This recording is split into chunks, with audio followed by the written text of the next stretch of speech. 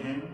اسی طریقے سے یہ ایسا خوبصورت سفر تھا، ایسی خوبصورت سیر تھی، ایسا خوبصورت منظر تھا کہ اس رات کو اللہ کی طرف سے میرے مصطفیٰ کو لینے کے لیے جنتی سواری بھیجی گئی جس کو براق کہتے ہیں۔ سبحان اللہ، سبحان اللہ۔ اور وہ براق، اس کی تیزی کا کیا عالم تھا۔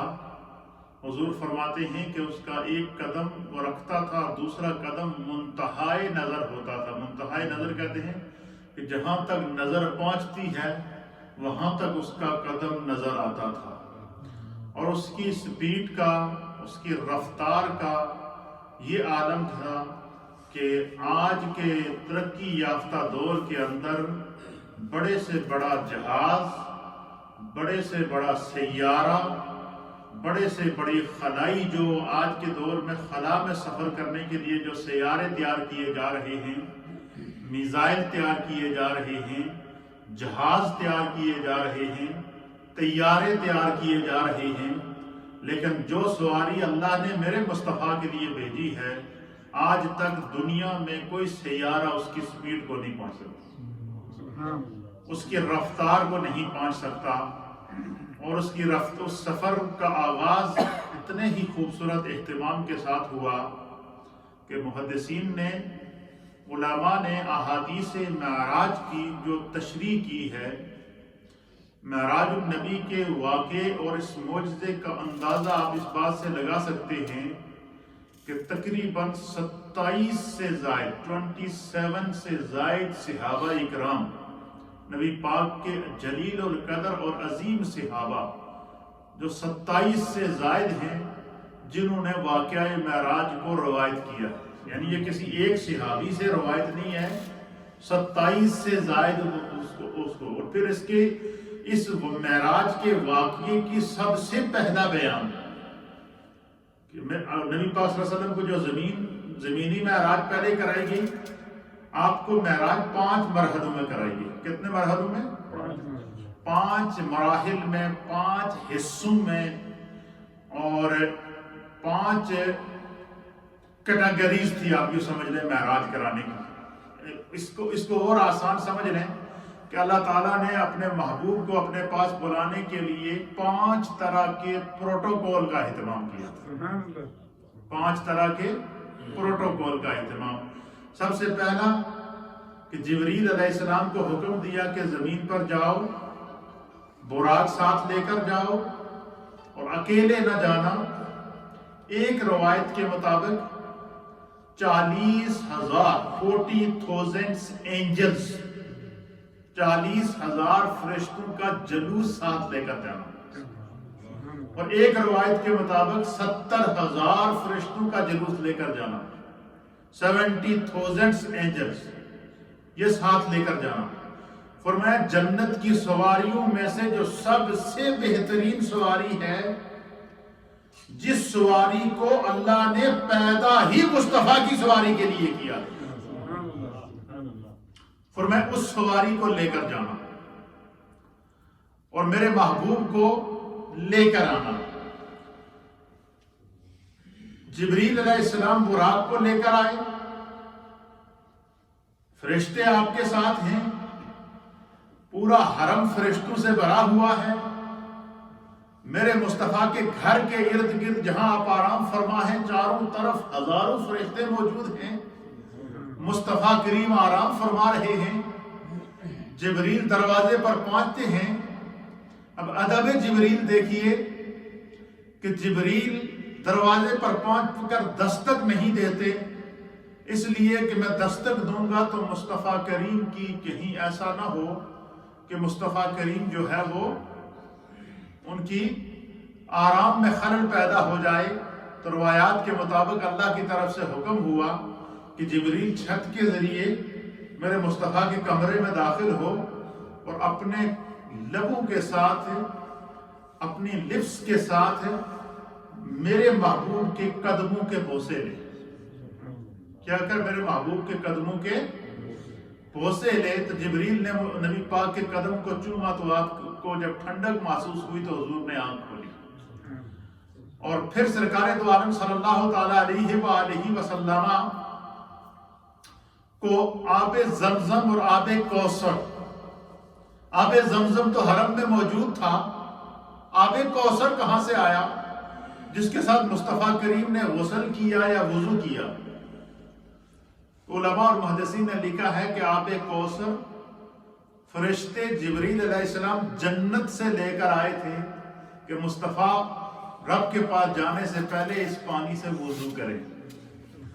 پھر ایک روایت کے مطابق، میں اس طرف آنے سے پہلے، یہ جو 5 کیٹیگریز ہیں جن میں حضور کو 5 پروٹوکول جو دیے گئے ہیں، پہلا براق کو لایا گیا، اور پہلا جو آپ کا سفر ہوا، جرنی ہوئی، وزٹ ہوا، سیر ہوئی، اس پہلی سیر میں حضور علیہ السلام کو براق کے ذریعے ہی مسجد حرام سے مسجد اقصی لے جایا گیا۔ اس میں مختلف پروٹوکول آئے جس کو میں نے جمعے کو بیان کر دیا تھا۔ This is the first step of معراج۔ پھر سیکنڈ سٹیپ، مسجد اقصی میں جب حضور پہنچے تو وہاں پر 1.25 لاکھ انبیاء اکرام موجود تھے، 1.25 لاکھ انبیاء موجود، پلس 40,000 اور 70,000 اینجلز۔ تو اس کا مطلب کیا ہوا کہ 2 لاکھ سے بڑا اجتماع تھا۔ کتنا تھا؟ اور وہ اجتماع کسی عام لوگوں کا نہیں تھا، ان میں سے 1.25 لاکھ انبیاء تھے اور باقی فرشتے تھے سارے۔ اب جس اجتماع کے اندر کم و بیش 1.25 لاکھ انبیاء موجود ہوں، جس اجتماع میں کم و بیش 70,000 یا 40,000 فرشتے موجود ہوں، وہاں کی نورانیت کا کیا عالم ہوگا، وہاں پر نازل ہونے والی برکات کا کیا عالم ہوگا، وہاں پر نازل ہونے والے نور کا کیا عالم ہوگا، یہ یا تو خدا جانتا ہے یا میرا مصطفیٰ جانتا ہے۔ یہی وجہ ہے کہ اس حقیقت کو دنیا میں کوئی بیان نہ کر سکا۔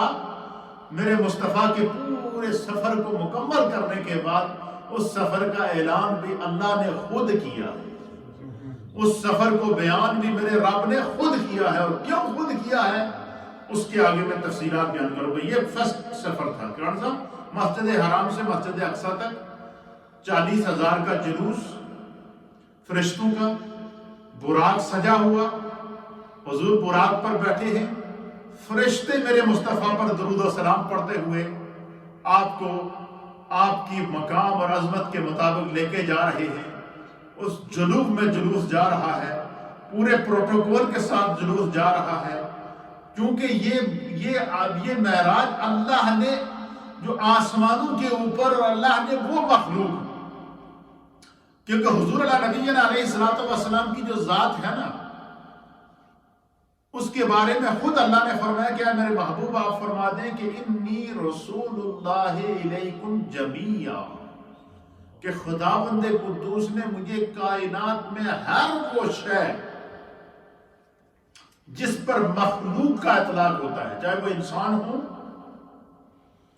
جن ہوں، فرشتے ہوں، آسمانی مخلوق ہو، زمینی مخلوق ہو، بحری مخلوق ہو، بری مخلوق ہو، حیوانات ہوں، جمادات ہوں، نباتات ہوں، ہر وہ شے جس پر مخلوق کا اطلاق ہوتا ہے، میرے مصطفیٰ فرماتے ہیں خدا نے اس ہر شے کے لیے مجھے رسول بنا کر بھیجا، آخری نبی بنا کر۔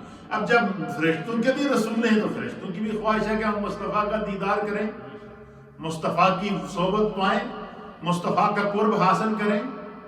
حور و غلماں کی خواہش ہے کہ ہم قرب حاصل کریں۔ آسمانوں کی خواہش ہے کہ جس کے صدقے اللہ نے ہمیں پیدا کیا وہ ہم پر قدم رکھ لے۔ ساتھ زمینوں کی خواہش ہے کہ جس مصطفیٰ نے ہم پہ قدم رکھا وہ جو ہے وہ اس کا قرب ہمیں نصیب ہو جائے۔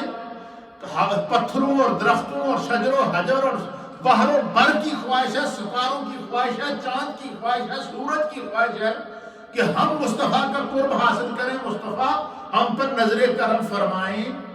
تو پھر جب ہر مخلوق کے لیے رسول ہیں، اور ہیں بھی ایسے رسول کہ جن کو خدا نے کہا کہ رحمت للعالمین ہیں، جس کو اللہ نے فرمایا کہ خاتم النبیین ہیں، جس کو رب نے امام الانبیاء بنا کر بھیجا ہے، جس کو رب نے وجہ تخلیق کائنات بنا کر بھیجا ہے، اس رسول نے ہر ایک کو فیض دینا تھا۔ یہ شب معراج کی شب تھی، یہ فرشتوں کو فیض دینے کی شب تھی، جنتیوں کو فیض دینے کی شب تھی، حور و غلمان کو فیض دینے کی شب تھی۔ ہر وہ روحانی مخلوق جو نظر نہیں آتی ہماری آنکھوں میں، آج اس مخلوق کے لیے یہ رات منتخب کی گئی تھی، اس لیے مصطفیٰ کو پروٹوکول کے ساتھ لے جایا جا رہا ہے۔ پہلا مسجد حرام سے مسجد اقصی، یہ فرسٹ سٹیپ تھا۔ دوسرا سٹیپ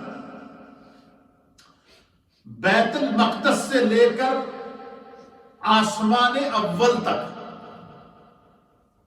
یہ کیا تھا؟ یہ دوسرا سٹیپ تھا۔ بیت المقدس سے لے کر آسمان اول تک حضور علیہ الصلوۃ والسلام نور کی سیڑھیوں کے ذریعے اوپر چڑھ۔ یہ معراج کا معنی ہے سیڑھیوں کے ذریعے چلنا، جس کو ہم انگلش میں سٹیپس کہتے ہیں، سیڑھیاں کہتے ہیں۔ جیسے یہ ہمارے پاس ممبر ہے اور اس کے اوپر کتنے سٹیپس ہیں؟ 3 سٹیپس ہیں۔ یار جس طریقے سے ہم کسی ایک فلور سے دوسرے فلور پر جاتے ہیں تو ہمیں اس کے لیے سٹیپس اختیار کرنے پڑتے ہیں، اسی طریقے سے اللہ تعالیٰ نے نور کی سیڑھیاں رکھی ہیں، اسی طریقے سے اللہ تعالیٰ نے ایسی نورانی سیڑھیاں بنائی ہیں کہ جو زمین سے آسمان، پہلے آسمان پر جاتی ہے، پھر پہلے آسمان سے سیڑھی دوسرے آسمان پر جاتی ہے، پھر دوسرے سے تیسرے پر جاتی ہے، تیسرے سے چوتھے پہ جاتی ہے، چوتھے سے پانچویں پہ جاتی ہے، پانچویں سے چھٹے پہ جاتی ہے، چھٹے سے ساتویں پہ جاتی ہے، ساتویں سے سدرہ تک جاتی ہے۔ اور یہ وہ سیڑھیاں ہیں، یہ ان کو معراج کہتے ہیں۔ یہ وہ راستہ ہے جس کے ذریعے فرشتے زمین اور آسمان کا سفر کرتے ہیں۔ جو فرشتے زمینوں اور آسمانوں کا سفر کرتے ہیں، ظاہر ہے فرشتہ جب آسمان سے زمین پر آتا ہے، اس میں کوئی وے تو اختیار کرنا ہے نا، کسی وے کو اس نے اپنانا ہے۔ تو فرشتے جس راستے سے آتے ہیں اس راستے کو معراج کہتے ہیں، سٹیپس کہتے ہیں، سیڑھیاں کہتے ہیں، اس کو نور کی سیڑھیاں کہا جاتا ہے۔ تو پہلے بیت المقدس سے پہلے آسمان پر حضور تشریف لے گئے، پھر اسی طریقے سے جو مسجد حرام سے مسجد اقصی تک کا سفر ہوا، یہ براق پر ہوا۔ پھر مسجد حرام، مسجد اقصی سے پہلے آسمان کا یہ سفر ہوا، یہ معراج ہے۔ یہ جو اللہ نے فرشتوں کے ذریعے آنے کا راستہ بنایا، اس کے ذریعے ہوا، یہ سفر چل رہا ہے۔ پھر پہلے آسمان سے لے کر 7ویں آسمان تک جو میرے مصطفیٰ نے سفر کیا ہے، اس کے لیے فرشتوں نے اپنے پر بچھائے ہوئے تھے۔ فرشتوں نے کیا بچھایا ہوا تھا؟ یعنی ہر فرشتے کی یہ خواہش تھی کہ مصطفیٰ جب تشریف لائے ہیں تو ہمارے پیر جو ہے وہ مصطفیٰ کے قدم کو چوم لیں۔ زمین کی خواہش ہے کہ میں مصطفیٰ کے قدموں کے بوسے لوں، آسمانوں کی خواہش ہے کہ میں مصطفیٰ کے قدموں کے بوسے لوں، فرشتوں کی خواہش ہے کہ مصطفیٰ کے قدم ہمارے پروں کے اوپر آ جائیں، اس لیے کہ جس جگہ میرے مصطفیٰ کا قدم پڑ گیا وہ جگہ تو عرش سے بھی اعلیٰ ہو جاتی ہے۔ اللہ اکبر۔ تو پہلی سفر جو پہلی جنوری ہوئی ہے، یہ براق کے ذریعے ہوئی، مسجد حرام سے مسجد اقصی۔ پھر مسجد اقصی سے پہلے آسمان تک یہ معراج ہے، وہ راستہ جو فرشتے اختیار کرتے ہیں اس کے ذریعے ہوئی، فرشتوں کے پروں کے اوپر۔ پھر پہلے آسمان سے فرشتوں کے پروں پر، دوسرے پہ، تیسرے پہ، چوتھے پہ، پانچویں پہ، چھٹے پہ، فرمایا کہ آسمان اول سے 7ویں آسمان تک حضور نے جو سفر کیا ہے، یہ فرشتوں کے پروں کے اوپر کیا، فرشتوں نے اپنے پر بچھائے ہوئے تھے۔ 7ویں آسمان سے سدرہ کی تک جو سفر ہوا، یہ جبریل علیہ السلام نے اپنے پر بچھا دیا اور فرمایا کہ یا رسول اللہ، میری خواہش ہے کہ آپ اپنا قدم میرے وجود پر، میرے پروں پر رجا فرمائیں۔ اور 7ویں آسمان سے سدرہ تک کا جو حضور کا سفر ہے، یہ براق کا نہیں ہے، یہ جبریل کے پروں کے اوپر ہے، یہ جبریل کے پروں پر یہ سفر ہو رہا ہے۔ پھر سدرہ کے اوپر جا کے جبریل رک گئے کہ یا رسول اللہ، آگے انوار کا، اللہ تعالیٰ کے نور مطلق کے جلووں کا یہ عالم ہے کہ اگر ایک بال بھی آگے بڑھا تو میرے پر جل جائیں گے، میں اس کو برداشت نہیں کر سکتا۔ اب یہاں اگر جبریل بھی کیا ہو گئے، رک گئے تو یہاں سے آگے سدرہ سے آگے مقام کعبہ قوسین تک اللہ کی طرف سے ایک سواری آئی، ایک تخت آیا جس کو مفسرین نے لکھا اس کا نام تھا رف رف۔ کیا تھا؟ رف رف تھا۔ جس طرح ایک خوبصورت قسم کا تخت تھا، نورانی تخت، جنتی تخت تھا، اس تخت کے اوپر میرے مصطفیٰ بیٹھے، سدرہ سے آگے آپ کا سفر شروع ہوا اور آپ مقام خاص تک جو ہے وہ قرب خاص پر پہنچے تھے۔ یہ سفر کی جو ہے وہ پھر اسی طریقے سے زمینی معراج میں اللہ تعالیٰ نے کموں پہ 1.25 انبیاء سے حضور کی ملاقات اور حضور نے ان کو نماز پڑھائی۔ پھر سرکار دو عالم صلی اللہ علیہ وسلم فرماتے ہیں کہ جب میں پہلے آسمان پر پہنچا تو جس طرح زمین پر ایک نور کا اور ایک جشن اور سجاوٹ کا عالم تھا، اسی طریقے سے جو پہلا آسمان تھا یہ اللہ کے انوار سے سجا ہوا تھا۔ پہلے آسمان پر رہنے والے جو فرشتے ہیں انہوں نے جشن کا سما کیا ہوا تھا، پہلے آسمان کو سجایا ہوا تھا، اور پہلے آسمان کے اوپر سرکار فرماتے ہیں کہ ایک خوبصورت قسم کا منبر بچھا ہوا تھا، خوبصورت قسم کی نشست لگی تھی، اور اس نورانی منبر کے اوپر ایک نورانی شخص بیٹھا ہوا تھا۔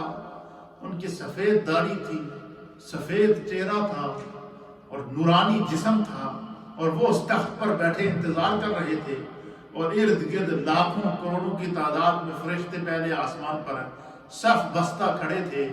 میرے مصطفیٰ فرماتے ہیں وہ جو نورانی شخصیت پہلے آسمان پر بیٹھی تھی، میرا انتظار کر رہی تھی، وہ ابو الانس حضرت سیدنا آدم علیہ نبینا علیہ السلام پہلے آسمان پر فرشتوں کے ساتھ حضرت آدم علیہ السلام استقبال کر رہے ہیں۔ پھر فرماتے ہیں حضور میری آدم علیہ السلام سے ملاقات پہلے مسجد اقصیٰ میں ہوئی، پھر دوبارہ پھر پہلے آسمان پر ہوئی، پھر حضور فرماتے ہیں جب میں پہلے آسمان سے دوسرے آسمان پر گیا تو وہاں پر 2 نشستیں لگی ہوئی تھی اور 2 نورانی شخصیات بیٹھی ہوئی تھی دوسرے آسمان پر، اور اسی طرح فرشتوں کے جنوب میں سرکار فرماتے ہیں کہ ایک عجیب و غریب منظر تھا۔ حضور فرماتے ہیں کہ دوسرے آسمان پر جو 2 نشستیں بیٹھی تھی اس میں جو 2 نورانی شخصیات تھیں وہ حضرت یحییٰ علیہ السلام اور حضرت عیسیٰ علیہ السلام تھے۔ وہ بیٹھے انتظار کر رہے تھے، انہوں نے مصطفیٰ کریم کا استقبال کیا۔ پھر حضور فرماتے ہیں کہ میں تیسرے آسمان کی طرف جب بڑھا تو تیسرے آسمان پر ایک نورانی تخت لگا تھا، اس کے اوپر ایک نورانی شخصیت بیٹھی تھی اور ارد گرد فرشتوں کا ایک جلوف تھا۔ میرے مصطفیٰ کریم فرماتے ہیں کہ مجھے جبریل علیہ السلام نے تعارف کرایا کہ یہ جو نورانی شخصیت آپ کا انتظار کر رہی ہے یہ اللہ کے نبی حضرت یوسف علیہ السلام، یہ آپ کے انتظار میں ہیں، آپ کے دیدار کے لیے۔ پھر فرماتے ہیں کہ میں جب چوتھے آسمان پر پہنچا، حضور فرماتے ہیں اسی طریقے سے چوتھے آسمان کے اوپر بھی اب یہ دیکھیں کیسی خوبصورت وزٹ ہو رہا ہے، کیسا سیر ہو رہا ہے، اور اللہ نے حضور علیہ السلام کو اپنے پاس بلانے کا کتنا اہتمام کیا۔ تو چوتھے آسمان پر حضور فرماتے ہیں کہ بالکل سیم کنڈیشن تھی، اور وہاں پر جو بزرگ شخصیت تشریف فرما تھی وہ اللہ کے نبی حضرت ادریس علیہ السلام تھے۔ پھر فرماتے ہیں جب 5ویں آسمان پر پہنچا تو وہاں پر حضرت ہارون علیہ السلام بیٹھے ہوئے تھے۔ پھر سرکار فرماتے ہیں 6ٹھے آسمان پر پہنچا تو وہاں پر جو ہے وہ حضرت موسیٰ علیہ نبینا علیہ السلام، حضور فرماتے ہیں موسیٰ علیہ السلام سے سفر معراج کے دوران میری 3 ملاقاتیں ہوئی، 3 مقامات پر موسیٰ علیہ السلام نے۔ پہلا مقام کیا تھا؟ مررت بقبر موسیٰ، جب میں موسیٰ علیہ السلام کی قبر سے گزرا تو میں نے موسیٰ علیہ السلام کو قبر کے اندر دیکھا۔ اور دوسرا کیا تھا؟ سرکار دو عالم صلی اللہ تعالیٰ علیہ وسلم فرماتے ہیں جب میں مسجد اقصیٰ میں پہنچا تو موسیٰ علیہ السلام پہلی صف میں موجود تھے۔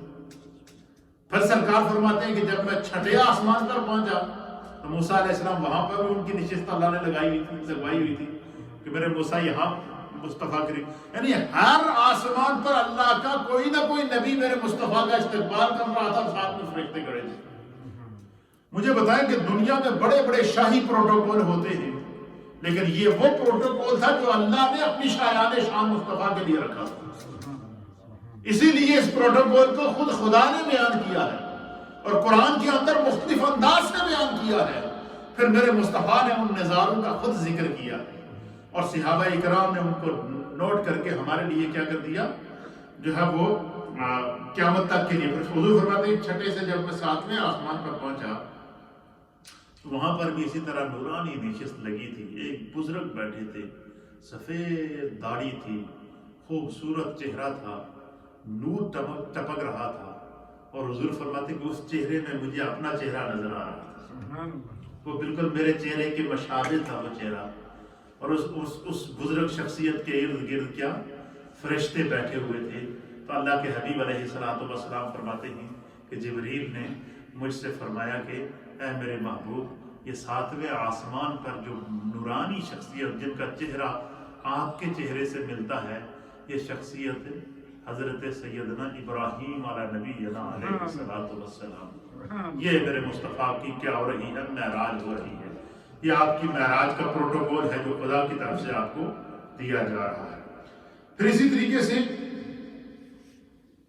حضور علیہ نبینا علیہ السلام کو جو معراج ہوئی تو جبریل علیہ السلام فرماتے ہیں کہ جب میں پہلی دفعہ حضور علیہ السلام کے پاس گیا تو سرکار فرماتے ہیں کہ اس کو امام مسلم نے صحیح مسلم کے اندر نقل فرمایا کہ مجھے مسجد حرام سے مسجد اقصی لے جانے سے پہلے کیا کیا گیا؟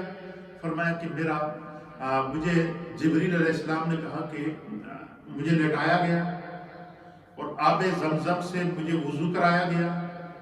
آب کوثر سے میرے جسم کو جو ہے وہ غسل دیا گیا. پھر سرکار فرماتے ہیں کہ جبریل علیہ السلام نے جو ہے وہ یہاں حضور نے اشارہ کیا حلقوم سے لے کر، اس کو کہتے ہیں حلقوم، یہ جو گلا ہوتا ہے، گلے کے اندر ایک ہڈی ہوتی ہے نا، دیکھیے یہ نظر آتی ہے، اس کو حلقوم کہتے ہیں. حضور فرماتے ہیں کہ حلقوم سے لے کر ناف تک میرے سینے کو چیرا گیا. کیا کہہ دے گا؟ سینے کو چیرا گیا. بیٹھ جاؤ ادھر آ جاؤ. میرے سینے کو چیرا گیا، میرے دل کو باہر نکالا گیا. پھر کہتے ہیں حضور کہتے ہیں پھر میرے دل کو چیرا گیا. پھر سرکار فرماتے ہیں میرے دل کو چیرنے کے بعد میرے دل کے اندر جو جمع ہوا خون تھا اس کو باہر نکالا گیا. نکالنے کے بعد پھر حضور فرماتے ہیں کہ جو جبریل علیہ السلام ہیں جنت سے آب کوثر لے کر آئے تھے، نورانی جنتی برتن کے اندر آب کوثر تھا. فرمایا اس آب کوثر کے ساتھ حضور فرماتے ہیں کہ میرے دل کو دھویا گیا. اچھا بڑی مزے کی بات آپ دیکھیں، حضور فرماتے ہیں کہ اتنا بڑا آپریشن ہو رہا ہے، میرا سینہ چیر دیا گیا، میرے دل کو باہر نکال دیا گیا، میرے دل کو چیر دیا گیا، دل سے جمے ہوئے خون کے قطرے کو نکال کر پھر میرے دل کو آب کوثر سے دھویا گیا. پھر حضور فرماتے ہیں کہ جبریل علیہ السلام کے ساتھ 4 بڑے فرشتے تھے، حضرت میکائیل علیہ السلام، اسرافیل علیہ السلام، عزرائیل علیہ السلام. یہ 4 بڑے فرشتے تھے جبریل علیہ السلام کے ساتھ. اور سرکار فرماتے ہیں کہ ان فرشتوں کے ہاتھ میں ایک نورانی تشتری تھی. تشتری کہتے ہیں ٹرے، یا جس میں ہم چائے وغیرہ یا کوئی چیز کسی کو کھانے کے لیے چیزیں لے کر برتن ڈال کے لاتے ہیں، اس کو اردو میں تشتری کہتے ہیں. تو فرمایا کہ وہ جو 4 فرشتے تھے ان کے ہاتھ میں ایک نورانی ٹرے تھی اور اس ٹرے کے اندر نور ہی نور بھرا ہوا تھا. حضور فرماتے ہیں کہ جب میرا سینہ کھول دیا گیا، سینے کو دھویا گیا، دل کو باہر نکالا گیا، دل کو چیرا گیا، پھر دل کو دھویا گیا، اور دل کو دھونے کے بعد حضور فرماتے ہیں کہ جب میں نے میرے دل کو انہوں نے چیرا نا تو جبریل علیہ السلام نے جب میرے دل میں دیکھا نا تو جبریل نے ساتھ کھڑے دوسرے فرشتوں سے کہا کہ اس دل کے اندر 2 کان بھی ہیں اور 2 آنکھیں بھی ہیں. جو ظاہری کان ہیں وہ تو ہیں، لیکن جبریل کہہ رہے ہیں کہ میں نے جب مصطفیٰ کا شق صدر کیا، میں نے جب مصطفیٰ کا سب سے پہلی جو ہارٹ سرجری ہوئے زمین کے اوپر ہوئی ہے یہ میرے مصطفیٰ کی ہوئی ہے. اوپن ہارٹ سرجری جس کو کہتے ہیں. یہ جو آج کے دن آج لاکھوں اربوں لوگ پوری دنیا میں جن کی زندگیاں اوپن ہارٹ سرجری کر کے بچائی جاتی ہیں، یہ میرے مصطفیٰ کے معراج کی شق صدر کا تحفہ ہے. یہ زندگی میرے مصطفیٰ کی دی ہوئی خیرات ہے۔ اللہ اکبر۔ حضور فرماتے ہیں کہ جب اتنا بڑا آپریشن کر دیا گیا، سرکار فرماتے ہیں کہ بلا دم ولا وجہ، یہ حدیث کے الفاظ امام مسلم نے اس کو صحیح مسلم میں نقل کیا۔ حضور فرماتے بلا دم ولا وجہ، میرا سینہ چیر دیا گیا، بلا دم، مجھے خون نہیں نکلا، میرا سینہ چیر دیا گیا، ولا وجہ، مجھے درد نہیں ہوا، نہ مجھے درد ہوا، نہ میرے کیا ہوا جو ہے مجھے خون نکلا، نہ خون نکلا نہ درد ہوا، میں سب کچھ دیکھ رہا تھا۔ فرمایا جب وہ انہوں نے دیکھا، جبریل علیہ السلام نے کہا کہ اس دل کے اندر 2 آنکھیں ہیں جن سے دیکھتے ہیں، یہ اس دل کے اندر 2 کان ہیں جن سے پوری کائنات میں روئے زمین پر موجود اپنے ہر غلام کا درود سنتے ہیں۔ اللہ اکبر۔ پھر سرکار فرماتے کہ وہ جو ان کے ہاتھ میں نور کی تشتری تھی، اس کو پھر میرے سینے کے اندر ڈھیلا گیا۔ میرے سینے کے اندر ہنڈیلنے کے بعد حضور فرماتے ہیں میرے دل کے اندر اس نور کو ڈالا گیا۔ ڈالنے کے بعد سرکار فرماتے ہیں کہ پھر میرا دل جو چیرا تھا نا، اس کو واپس بند کر دیا۔ پھر سرکار فرماتے ہیں میرا سینہ بھی اس طرح بند کر دیا گیا۔ اور سرکار فرماتے ہیں کہ جب میں صبح اٹھا تو یہاں سے لے کر یہاں تک باقاعدہ اوپن ہارٹ سرجری کا نشان موجود تھا، وہ نشان موجود تھا۔ تو اللہ کے حبیب علیہ السلام، اچھا اب علماء محدثین نے لکھا کہ وہ کیا چیز تھی جو حضور کا سینہ چیر کر، دل چیر کر، اوپن ہارٹ سرجری کر کے جو ہے وہ اس کو دھو کر پھر اس کے اندر وہ جو نور ڈالا گیا، وہ کیا چیز تھی؟ فرمایا وہ اللہ کی طرف سے وہ طاقت مصطفیٰ کے سینے میں ڈالی گئی تھی، اللہ کی طرف سے وہ قوت مصطفیٰ کے سینے کے اندر ڈالی گئی تھی کہ جب میرے مصطفیٰ سدرہ کو کراس کر کے مقام خاص کے اندر قرب خاص میں جا کر اپنے رب کے حسن مطلق کا دیدار کریں گے، تو آپ کے دل کے اندر، آپ کے دماغ کے اندر، آپ کی آنکھوں کے اندر، آپ کے جسم کے اندر وہ طاقت موجود ہو جو جلوائے حق کو برداشت کر سکے۔ کیوں؟ قرآن اس منظر کو بیان کرتا ہے کہ جب موسیٰ علیہ نبینا علیہ السلام نے یہ خواہش ظاہر کی کہ رب آرینی، اے میرے رب میں تیرا دیدار کرنا چاہتا ہوں، تمہیں دیکھنا چاہتا ہوں۔ اللہ نے فرمایا لن ترانی، اے میرے موسیٰ مجھے تو اپنا دیدار کرانے میں کوئی اعتراض نہیں ہے، لیکن لن ترانی، تمہاری آنکھوں میں وہ طاقت نہیں ہے کہ تم جو ہے وہ میرے جلوے حق کو برداشت کر سکو۔ لیکن چونکہ اللہ کے نبی تھے، لاڈلے پیغمبر تھے، اور کہا یا رب کریم برداشت کر سکوں یا نہیں کر سکوں، میں نے دیدار کرنا۔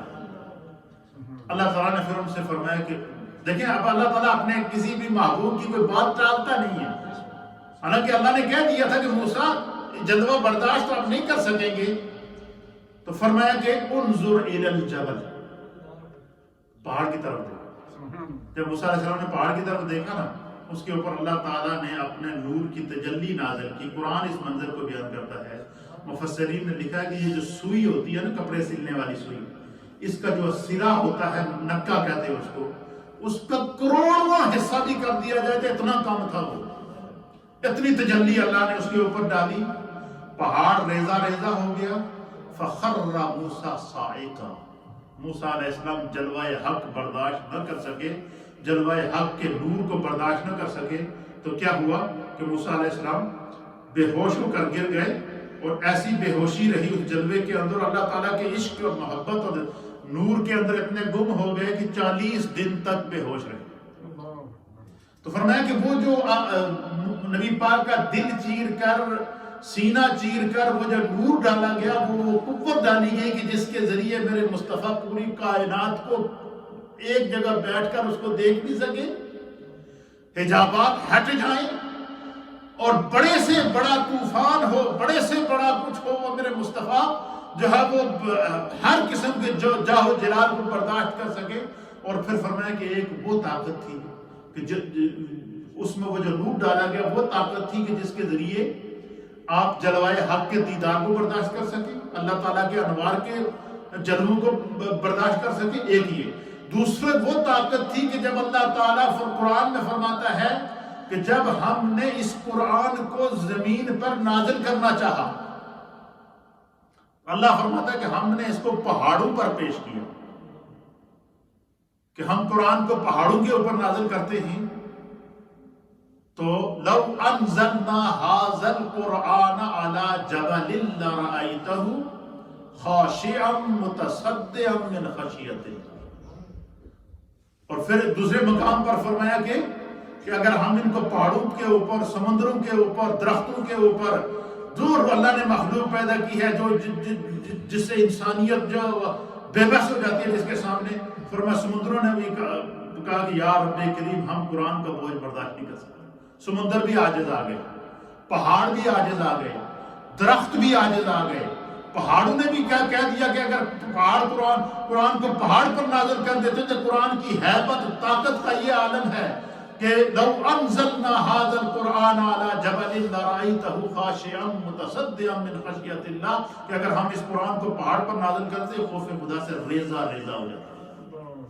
یعنی اس کی مثال قرآن دو مقام پر پیش کرتا ہے کہ جب موسیٰ علیہ السلام کو طور پہاڑ کے اوپر اللہ نے تجلی نازل کی تو پہاڑ کیا ہو گیا؟ خاک میں تبدیل ہو گیا، ریزہ ریزہ ہو گیا، سرما بن گیا. جس طرح سرما ہوتا ہے اس طرح ہو گیا پہاڑ. تو فرمایا کہ ایک تو یہ تھا کہ مصطفیٰ کریم کو جلوہ حق برداشت کر سکیں، وہ انوار وہ طاقت ڈالی گئی، کیونکہ مصطفیٰ آخری نبی، مصطفیٰ وجہ تخلیق کائنات، مصطفیٰ امام الانبیاء، مصطفیٰ سید الانبیاء، مصطفیٰ کائنات کے وجہ تخلیق کائنات. تو پھر جب قیامت تک کے لیے اللہ نے اس کائنات کے جذبوں کو قائم کرنا تھا تو پتہ چلا کہ روئے زمین پر جو بھی فیض پہنچے گا وہ مصطفیٰ کے سینے سے ہو کر پہنچے گا.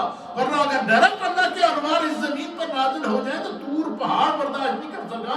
تو یہ پتھریلی اور پانی زمین یہ کیسے برداشت کر سکتی تھی؟ یہ تو ویسے بھی پانی کے اوپر تیر رہی ہے. تو فرمایا کہ ایک تو یہ، دوسرا فرمایا کہ وہ جو دل کو صاف کر کے، دل کو دھو کر، دل کے اندر نور بھر کے پھر سینے کو جوڑ دیا گیا. فرمایا اس میں وہ طاقت ڈالی گئی کہ اللہ تعالیٰ نے جو وحی کے ذریعے قرآن آپ کے سینے کے اوپر نازل کرنا تھا وہ اس قرآن کے جلووں کو، اس کے انوار کو، اس کی قوت کو، اس کی ہیبت کو بھی سینہ مصطفیٰ برداشت کر سکتا. وجہ کیا تھی کہ قیامت تک ہمارے نبی قیامت تک آخری نبی ہیں، تو جو آپ کتاب لے کر آئے قرآن کریم وہ بھی خاتم الکتب ہے، وہ بھی آخری کتاب ہے. تو جب قرآن بھی آخری کتاب ہے، وہ اللہ کا آخری کلام ہے جو دنیا کے اوپر نازل کیا گیا، تو اب اس کے لیے ایسا سینہ چاہیے تھا کہ جو اللہ کے قرآن کی ایک ایک آیت اور ایک ایک حرف، کلام اللہ کے ایک ایک حرف کے ساتھ نور کے جلوے ہیں، انوار کے جلوے ہیں، خدا کا کلام ہے. تو اس کے لیے سینہ ایسا تیار کیا گیا کہ جس کے اوپر پورے 30 سپارے قرآن، 6666 آیات، 114 سورتیں، 540 رکوع اللہ نے نازل کر دیے. اور میرے مصطفیٰ کریم کو جیسے قرآن نازل ہوتا مصطفیٰ سکون میں آ جاتا. اور اگر قرآن نازل ہونے میں کوئی 1-2 دن کا وقفہ ہوتا تو صحابہ کہتے حضور بے چین ہو جاتے. تو وہ قوت، وہ طاقت اللہ نے میرے مصطفیٰ کے سینے کے اندر ڈالی کہ جس جلوے کو آپ برداشت کر سکیں. تو آپ مجھے بتائیں کہ کیا وہ جلوہ ہے، کیا وہ سینہ ہے، کیا وہ آنکھیں ہیں کہ جو پھر جب قرب حاصل کیا اپنے رب کا تو اللہ اس منظر کو بیان کرتا ہے. کیا کہتا رب فرماتا ہے فَقَانَ قَابَ قَوْسَيْنِ أَوْ أَدْنَىٰ. میرے مصطفیٰ جب قرب خاص میں پہنچے، اللہ کے قریب ہوئے، جیسے دو کوئی خاص قسم کے دوست آپس میں ملتے ہیں تو ان کی قرب کی انتہا کیا ہوتی ہے؟ ہم ایک دوسرے سے معانقہ کرتے ہیں، گلے ملتے ہیں یا نہیں ملتے؟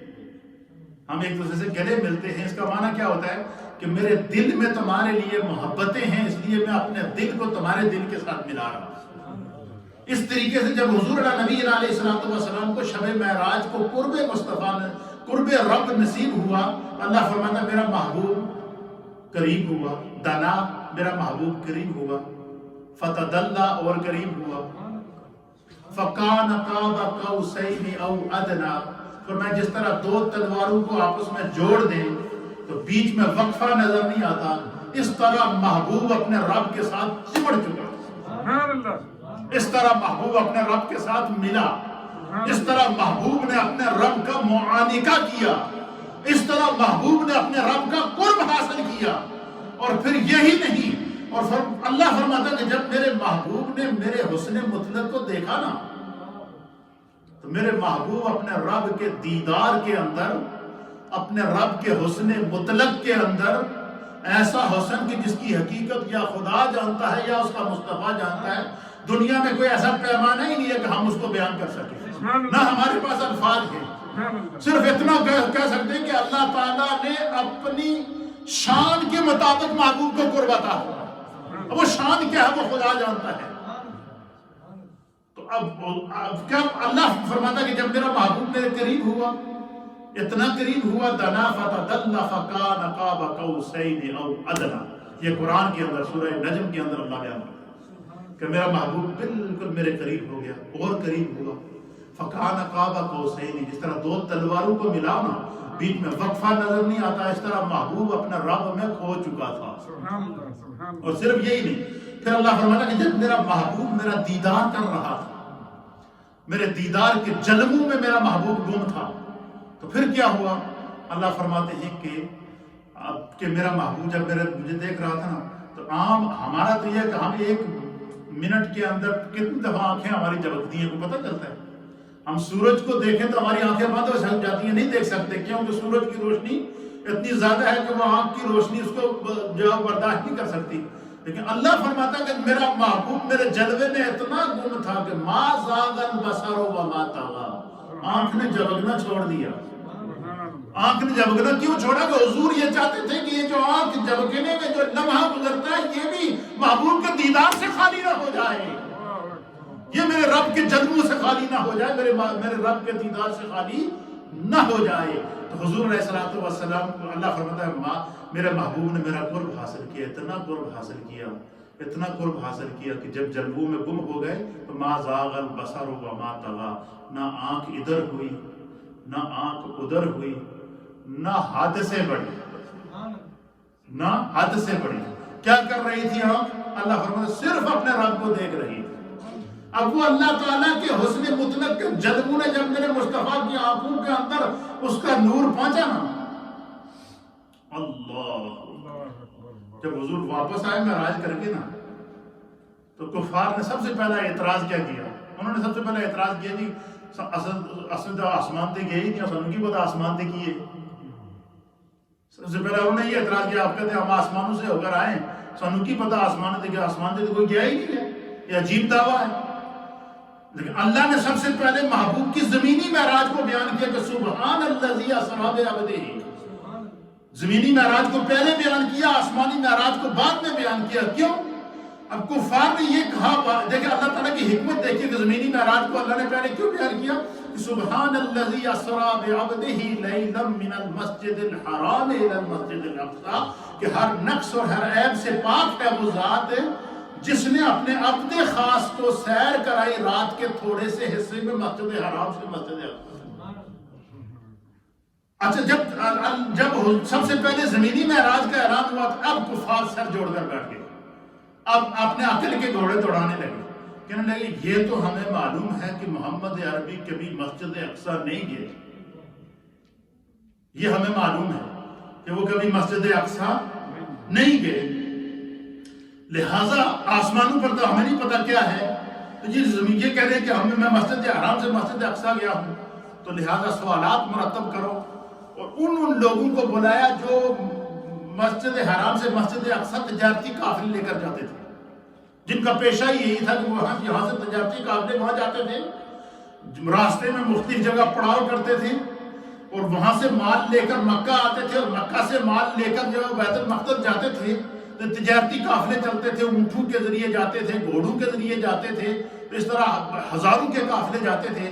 تو وہ لوگ جو تجارتی قافلے لے کر جاتے تھے، قریش نے، کفار مکہ نے ان سارے لوگوں کو جمع کیا اور کہا کہ اس راستے میں جو خاص پوائنٹ آتے ہیں نا، ان پوائنٹ کے مطابق محمد عربی سے سوال کرو، ہمیں پتہ چل جائے گا. ہمیں یہ تو پتہ ہے کہ وہ کبھی سے انہوں نے مسجد اقصی تو گئے نہیں ہیں، یقیناً ہم ان سے سوال کریں گے تو دیکھتے ہیں وہ کیسے جواب دیتے ہیں.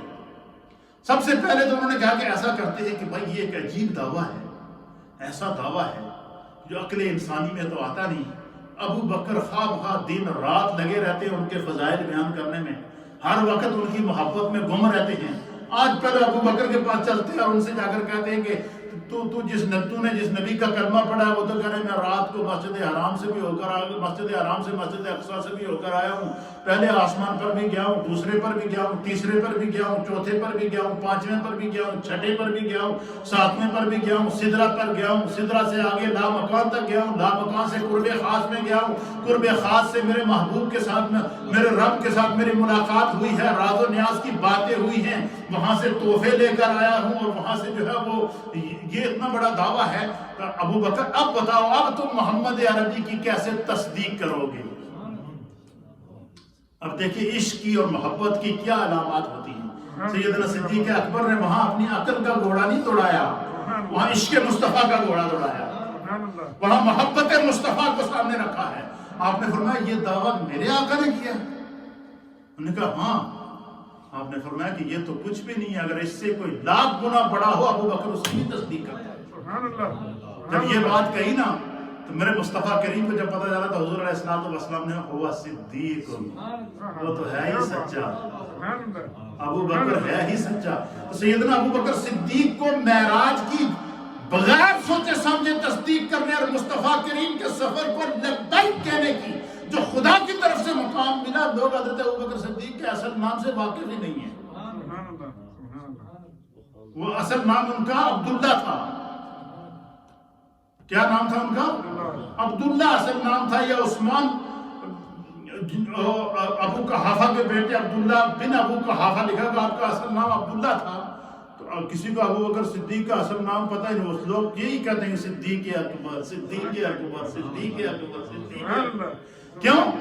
یہ صدیق لوگوں لفظ صدیق لوگوں کے سینوں پر کیوں نقش ہوا؟ اس لیے کہ یہ صدیق کا لفظ میں نے مصطفیٰ کی معراج کی تصدیق کرنے کی وجہ سے زبان مصطفیٰ سے آپ کو عطا کیا.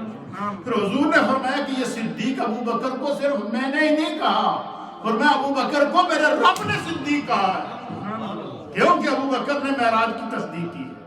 صرف معراج کی تصدیق کرنے سے اگر اتنا بڑا مقام ملتا ہے تو نبی کے امتیوں کو شب معراج تو اور اہتمام کے ساتھ منانی چاہیے. یہ ہماری بخشش کی علامت ہے. اس سے بڑی دلیل اور کیا ہوگی؟ اس سے بڑی اللہ کی طرف سے. پھر یہ تو اتنا بڑا سفر ہے, اتنی بڑی جرنی ہے. پھر سرکار نے اس کو جب بیان کیا کہ میں نے پہلے آسمان پر کیا دیکھا, دوسرے پر کیا دیکھا, تیسرے پر کیا دیکھا, چوتھے پر کیا دیکھا, صرف یہی نہیں, حضور فرماتے ہیں کہ رب کے پاس لے جانے سے پہلے اللہ نے فرمایا کہ میرے محبوب کو اس وقت میرے پاس لے کر آنا کہ جو میرے محبوب میں نے محبوب کے لیے روئے زمین اور آسمانوں اور جنت کے اندر جتنے انعامات محبوب کے لیے پیدا کیے ہیں, محبوب ایک دفعہ ایک نظر اپنی آنکھوں سے اس کو دیکھ تو لے کہ رب نے محبوب کے لیے کس طرح اہتمام کیا ہے. حضور فرماتے ہیں میں 8 جنتوں کے اندر گھوما, اللہ کے پاس جانے سے پہلے 8 جنتوں میں گھوما.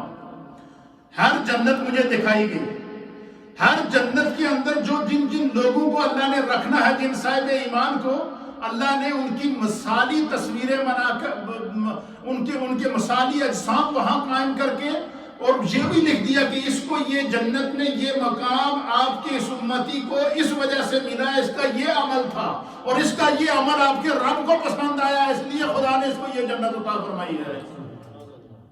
اللہ اکبر. پھر حضور نبی علیہ السلام فرماتے ہیں پھر میرا ایک مقام سے گزر ہوا تو میں نے دیکھا وہاں سے آگ اور چیخیں اور ایک عجیب و غریب قسم کی ہیبت آواز آ رہی تھی.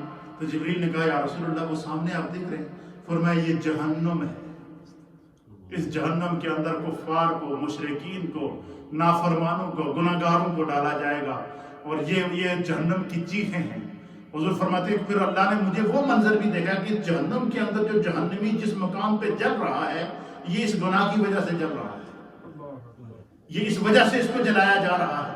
پھر حضور نے وہ ایک ایک بیان کیا کہ میرے فلاں امتی کو یہ سزا دی جا رہی تھی اس لیے کہ وہ سود کھاتا تھا, میرے فلاں امتی کو یہ سزا دی جا رہی تھی اس لیے کہ وہ چغلی کرتا تھا, میرے فلاں امتی کو یہ سزا دی جا رہی تھی اس لیے کہ وہ غیبت کرتا تھا, میرے فلاں امتی کو یہ سزا دی جا رہی تھی اس لیے کہ وہ سود کھاتا تھا، میرے امتی کو یہ سزا دی گئی اس لیے کہ وہ جو ہے وہ نمازوں کی پابندی نہیں کرتا تھا، اللہ کے دین کے احکام کو نہیں مانتا تھا۔ تو فرمایا کہ اس انداز سے اللہ تعالیٰ نے کیا کیا، مجھے ایک ایک چیز اور یہ بھی دکھا دیا کہ جنت میں جنتیوں کو یہ مقام کیوں ملا۔ پورے وہ ایک ایسا وزٹ تھا۔ جیسے دیکھیں ایک بات یاد رکھیے گا، ہم دنیا کے اندر رہتے ہیں، آج کے دور کی سب سے بڑی ٹیکنالوجی کیا ہے؟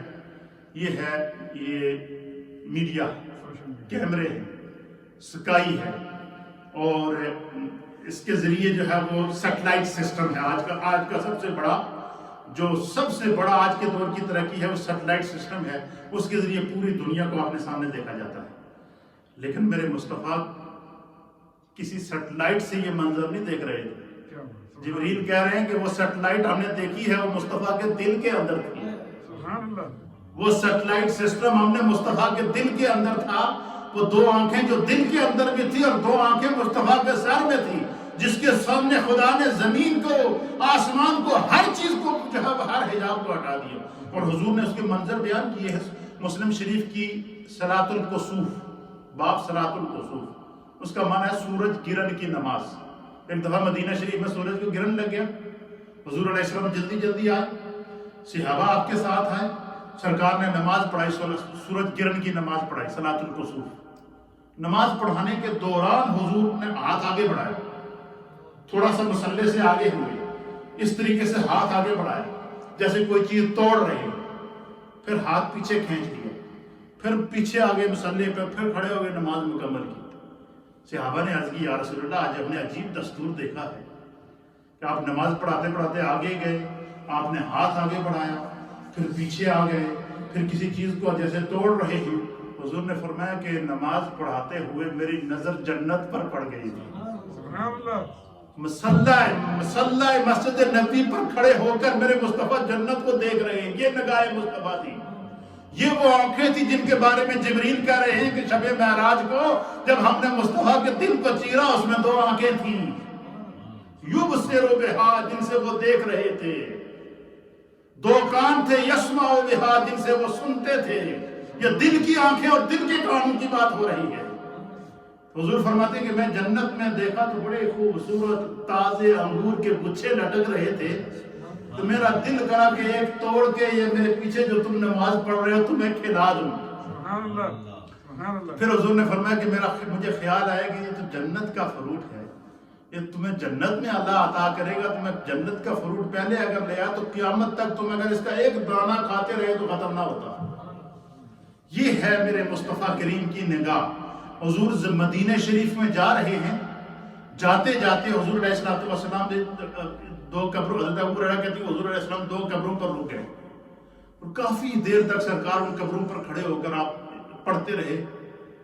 پھر حضور نے دعا کی، دعا کرنے کے بعد کہتے ہیں کہ پھر جب تک حضور پڑھ رہے تھے، آپ فرماتے ہیں کہ ہم نے دیکھا کہ حضور علیہ السلام کا چہرہ متغیر ہو رہا تھا، چہرے پر خشیت آ رہی تھی، خوف کا عالم تھا۔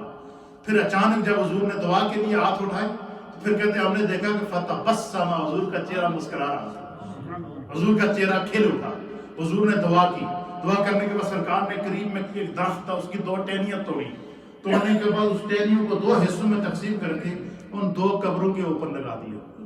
لگانے کے بعد میرے مصطفیٰ خوشی جب وہاں سے واپس آئے تو صحابہ نے عرض کی، یا رسول اللہ، بڑا عجیب منظر دیکھا، جب آپ قبر پر گئے تو آپ پر خوف طاری تھا، آپ کافی دیر پڑھتے رہے، پھر آپ پر خوشی کا عالم آیا۔ حضور علیہ السلام نے فرمایا کہ جب میں ان قبروں کے اوپر سے گزرا نا، سرکار فرماتے ہیں میں نے جب نگاہ دوڑائی تو میں نے قبر کے اندر دیکھا کہ ان دو قبر میں دو میرے امتیوں کو تھے تو صاحب ایمان لیکن بڑے گناہگار تھے، ان دو کو قبر کے اندر جہنم کا عذاب دیا جا رہا تھا، ان کی قبر جہنم کا گڑھا بنی ہوئی تھی۔ تو میں کھڑے ہو کر ان کے لیے استغفار کیا، ان کے لیے دعا کی، اللہ نے میری دعا کو قبول کر کے ان کی قبر سے جہنم کی آگ کو بجا کر اس کو نور میں تبدیل کر دیا۔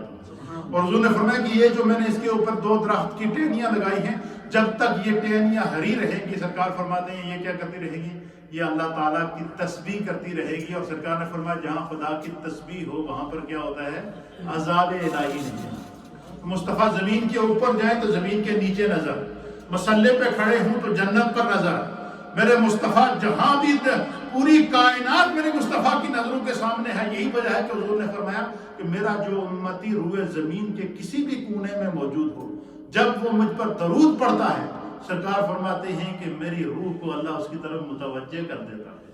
میں اس کے درود و سلام کو سنتا ہوں، اس کا جواب بھی دیتا ہوں اور خوش بھی ہوتا ہوں. اللہ تعالیٰ اپنی بارگاہ میں اس کو قبول اور منظور فرمائے. یہ بچے ہیں، آپ کو کچھ ایک ایک نعت سنائیں گے اور پھر ذکر کرتے ہیں. سبحان اللہ و بحمدہ سبحان اللہ العظیم.